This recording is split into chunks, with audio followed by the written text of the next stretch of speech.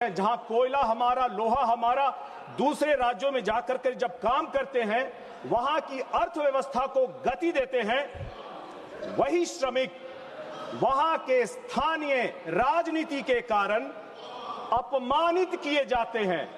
महाराष्ट्र में, तमिलनाडु में, केरला में अगर किसी मजदूरों का सबसे ज्यादा प्रताड़ित किया जाता है तो बिहार और उत्तर प्रदेश से आए हुए मजदूरों का ही किया जाता है। अध्यक्ष महोदय, ऐसे में जब हम राइट टू डिग्निटी की बात कर रहे होते हैं तो क्या बिहार और उत्तर प्रदेश के मजदूरों का राइट ऑफ डिग्निटी भी होना चाहिए? मैं स्पष्ट कहना चाहता हूं, श्रम ही राष्ट्र का सम्मान है।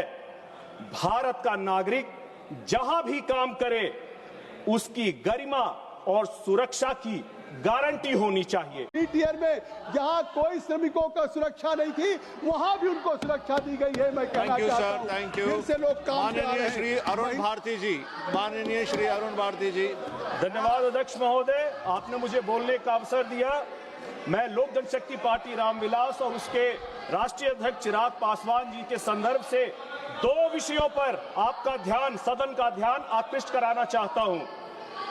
कांग्रेस की फ्रेट इक्वलाइजेशन पॉलिसी, जिसने बिहार और उत्तर प्रदेश जैसे राज्यों से उसका औद्योगिक भविष्य छीन लिया था, इसका परिणाम यह हुआ कि वहां के लोग, बिहार के लोग, पूर्वांचल के लोग, उत्तर प्रदेश के लोग को बाहर जाकर के पलायन करके काम करना पड़ा। हमारे मजदूर जब दूसरे राज्यों में जाते हैं, जहां कोयला हमारा, लोहा हमारा, दूसरे राज्यों में जाकर के जब काम करते हैं, वहां की अर्थव्यवस्था को गति देते हैं, वही श्रमिक वहां के स्थानीय राजनीति के कारण अपमानित किए जाते हैं। महाराष्ट्र में, तमिलनाडु में, केरला में अगर किसी मजदूरों का सबसे ज्यादा प्रताड़ित किया जाता है तो बिहार और उत्तर प्रदेश से आए हुए मजदूरों का ही किया जाता है। अध्यक्ष महोदय, ऐसे में जब हम राइट टू डिग्निटी की बात कर रहे होते हैं तो क्या बिहार और उत्तर प्रदेश के मजदूरों का राइट ऑफ डिग्निटी भी होना चाहिए? मैं स्पष्ट कहना चाहता हूं, श्रम ही राष्ट्र का सम्मान है। भारत का नागरिक जहां भी काम करे उसकी गरिमा और सुरक्षा की गारंटी होनी चाहिए।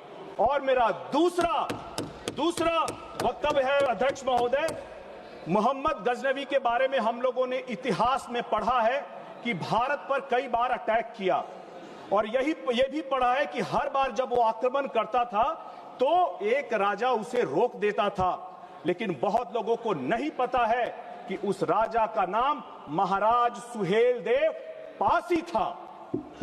और महाराजा सुहेलदेव पासी जी ने, उन जैसे वीरों ने गजनवी जैसे विदेशी आक्रमणों से डटकर मातृभूमि की रक्षा की। उनकी वीरता और निष्ठा की परंपरा में पासवान समाज और पासी समाज को गांव की सुरक्षा और प्रहरी की व्यवस्था की जिम्मेदारी दी गई। उन्हें दफादार और चौकीदार के परंपरा में शामिल किया गया और प्रमुख रूप से शामिल किया।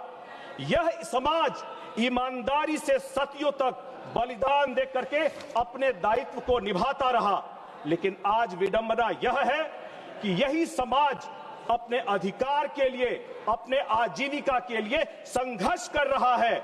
यह केवल एक सामाजिक मुद्दा नहीं है, यह न्याय का, यह सम्मान का और संविधान के मूल्य सिद्धांतों की परीक्षा है। अध्यक्ष महोदय, वीरांगना उदा देवी पासी जी ने जो 1857 के विद्रोह में लखनऊ के सिकंदरबाग में अकेले 32 से ज्यादा अंग्रेजों को मार डालती हैं, उनको सम्मानित करने का काम हमारे पार्टी के संस्थापक स्वर्गीय रामविलास पासवान जी करते हैं।